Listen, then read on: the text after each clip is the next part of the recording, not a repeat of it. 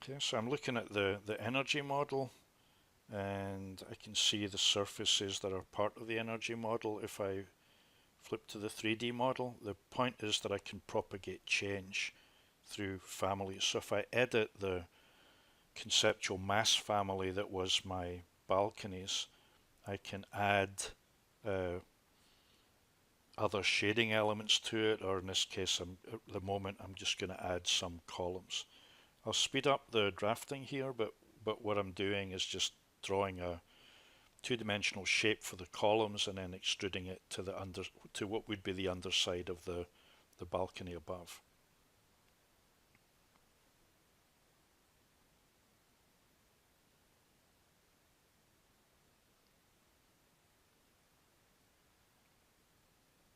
Not anything different than what we did when we were creating the basic form for the building.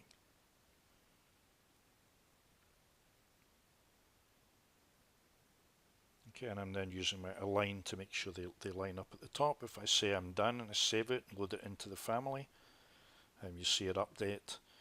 If I want to make changes to any of the building elements that are part of my model, like my roof, for example, I can pick the roof. I can go to the roof level, and I can edit the footprint to have it whatever shape I want as a shading element. These are not, although I can continue with this model and take it into construction document, it's a lot simpler to create the energy model than it is the actual building. So the kind of edits that I'm seeing, you can see that it's not taking me a lot of time to do it, and I'm really thinking in different terms about what I need in my model simply to provide the shading that I want.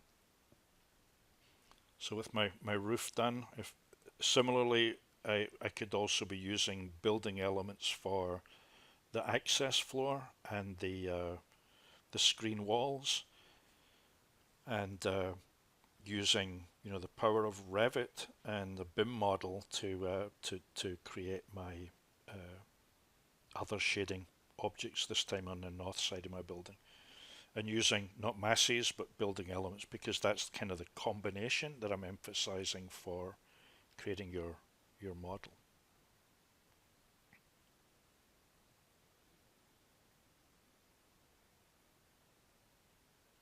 So I'll just break that line. They always stay joined if you unless you move that off.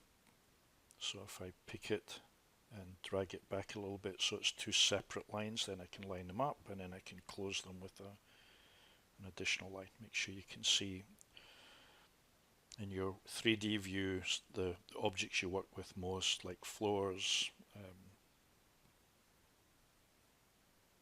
walls, windows, doors, that kind of thing. So just drawing using the wall style that I had in the project, and setting them, to be 3 feet above the floor and 2 feet below the floor, so that when I copy it up, it'll be what's there in reality from the point of view of shading, and on the bottom it doesn't matter because it's below ground.